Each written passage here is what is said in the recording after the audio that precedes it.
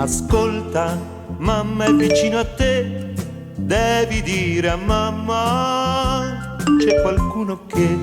Chi sei, il signore dell'altra volta? Vado a chiamarlo, ma sto facendo il bagno, non so se può venire. Dille che son qui, dille che è importante, che aspetterò. Ma tu hai fatto qualche cosa alla mia mamma? Quando chiami tu mi dice sempre, digli che non ci sono. Ma dimmi, sai scrivere di già? Hoy me gustaría hacer de verdad una historia hermosa con una historia real y verídica que un servidor conoce de primera mano y que me gustaría compartirla con todos ustedes. Pero antes de contársela, el guión de la misma me condiciona a tenerles que explicar y hablar un poquito de lo que son los milagros. Miren, realmente si tuviera que definir qué entiendo y qué son un milagro o qué son los milagros, les podría decir que yo considero que un milagro es un acontecimiento, un suceso que tiene un resultado gratificante, inesperado, que nadie se lo puede creer, nadie le puede dar una explicación racional, una explicación coherente, digamos que escapa un poco a lo que es el conocimiento y que de alguna manera lo que ha sucedido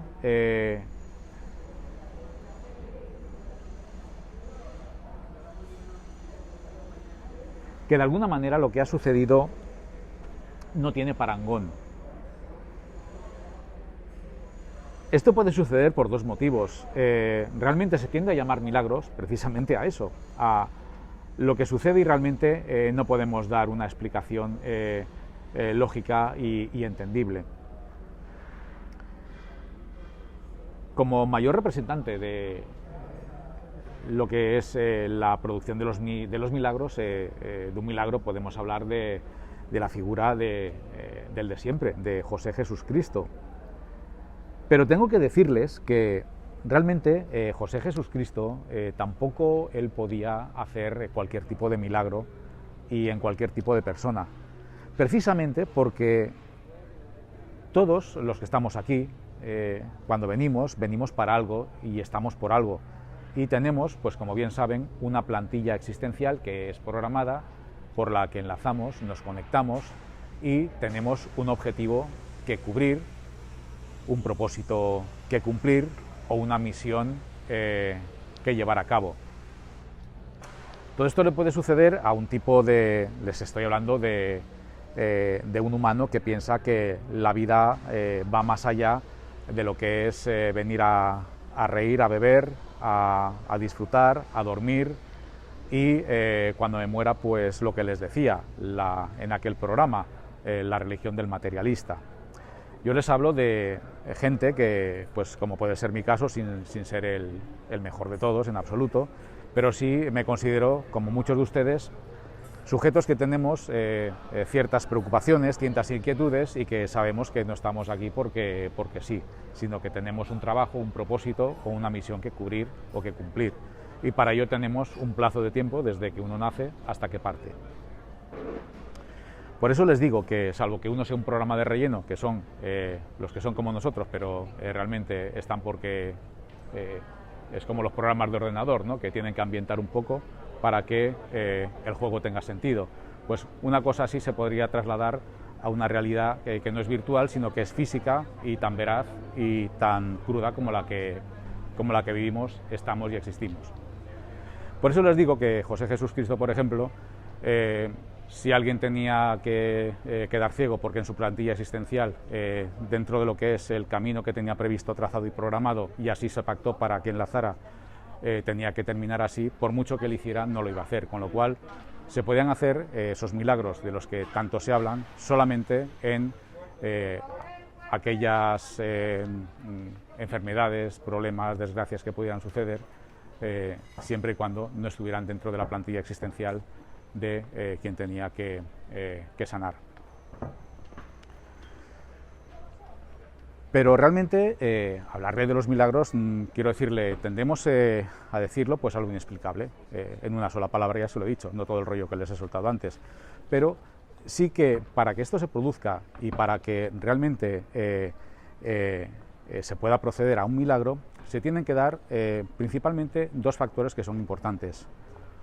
Uno, que es el parámetro de la voluntad, y el otro, que es el parámetro de tener la necesidad de que haya voluntad para que algo se produzca. Pero dentro de esta ecuación surge un factor que es desestabilizador e incluso se podría decir que es un factor hasta que tiende a corromper lo que sería el proceso de lo que le llamamos un milagro, que sería el efecto o la intervención de lo que sería el deseo.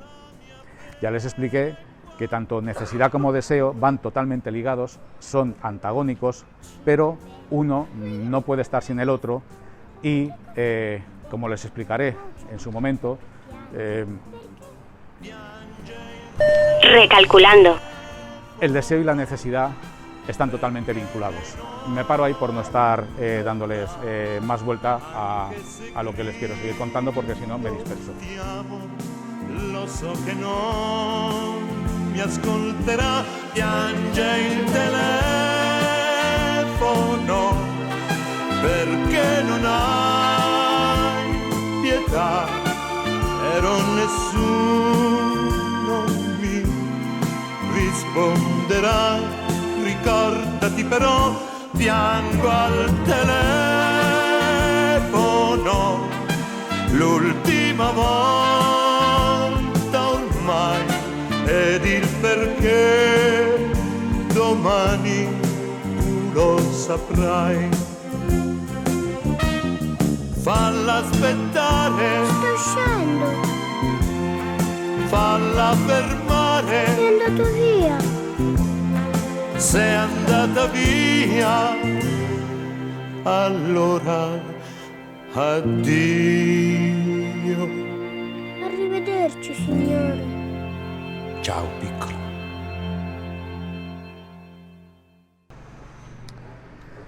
Y ahora les voy a contar realmente la historia fermosa de hoy. Miren, hará cosa de unos meses antes de la pandemia.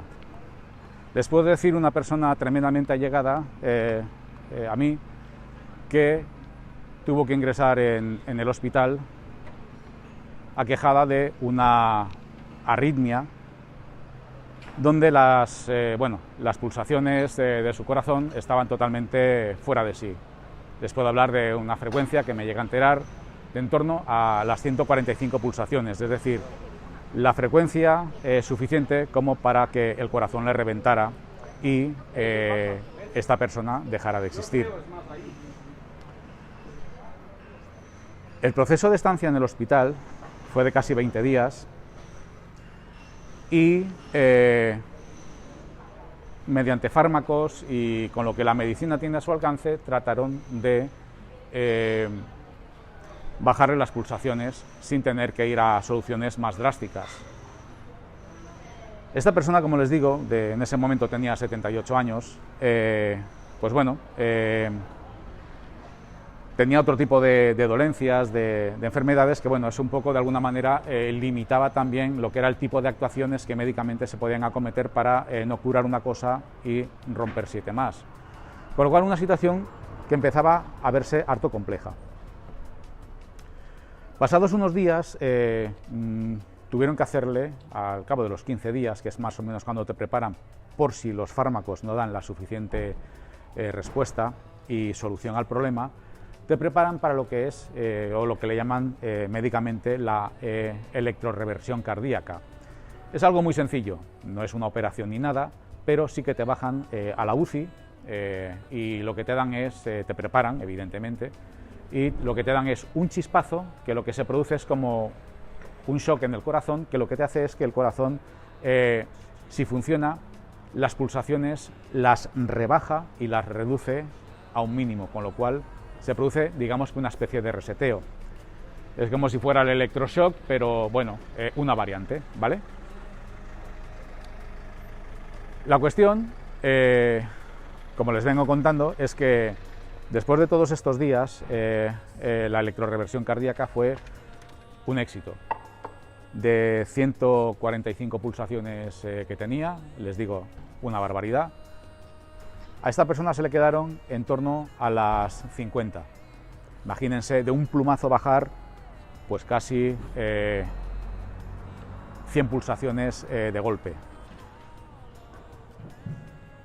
Como les digo, era todo un festejo, había ido bien, el posoperatorio estaba controlado, todo iba como tenía que ir, el paciente se iba recuperando en su habitación, pero sucedió que vinieron las complicaciones, porque sus órganos estaban acostumbrados a trabajar a un ritmo, a una frecuencia y unas pulsaciones exageradas, y esa bajada drástica lo que hizo fue que el bombeo del corazón, en fin, pues todo lo que con ello conlleva, la sangre, etcétera, y tal y cual, bueno, pues le produjera una entrada en lo que es la retención de líquidos y el encharcamiento de sus pulmones. Cuando empezaron a encharcarse sus pulmones, la sonda que tenía para ir echando todo lo que es la retención de líquidos que es necesaria en estos casos, pues no dio el resultado esperado y le tuvieron que meter una ventilación asistida con una máscara, para que se hagan una idea, similar a la que llevan los pilotos de combate, para ayudarla a respirar y que pudiera de alguna manera tratar de expulsar el líquido. Hasta ese punto a los familiares le dijeron que era lo que la medicina podía llegar, y si podía funcionar, pues perfecto, y si no, entubarla sería contraproducente, porque los resultados de una posible recuperación serían catastróficos. Con lo cual era una situación de estar contra la espada y la pared. El familiar me contó, y sé de buena tinta, que recibe una llamada a las 4 de la madrugada para decirle que la persona que la cuida en el hospital le dice que vente para aquí porque tu madre está peor y como respira no la noto bien. Con lo cual, cuando se llega allí, pues bueno, te dicen que traigas el carnet de identidad porque se temen lo peor y hay que firmar la posible defunción. Si con esto no es bastante, a las 4 de la mañana llega un médico de la UCI 6 horas más tarde, viendo que la persona no aguantaba, y recomienda que vengan los familiares para despedirse de la persona. Con lo cual, imagínense el panorama cuál era. Pero sucedió algo que técnicamente puede tener una explicación para muchos, y claro, aquí ya viene, pues aquí no hay milagro, pero les explico. La persona en cuestión y con la mascarilla, sin poder prácticamente hablar, una señora de 78 años, no adicta a las bebidas carbonosas, pide una Coca-Cola. Extraño, porque realmente era inusual e insólito. Con lo cual, en vistas a las circunstancias, se le pide permiso a la enfermera, y la enfermera le dice al familiar que, mira, entre nosotros, dale lo que quieras. Bien, la cuestión fue que, bebiendo Coca-Cola con una pajita, les puedo decir que su organismo empezó a funcionar, empezó a evacuar todo el líquido que tenía de encharcamiento, la persona pudo recuperarse.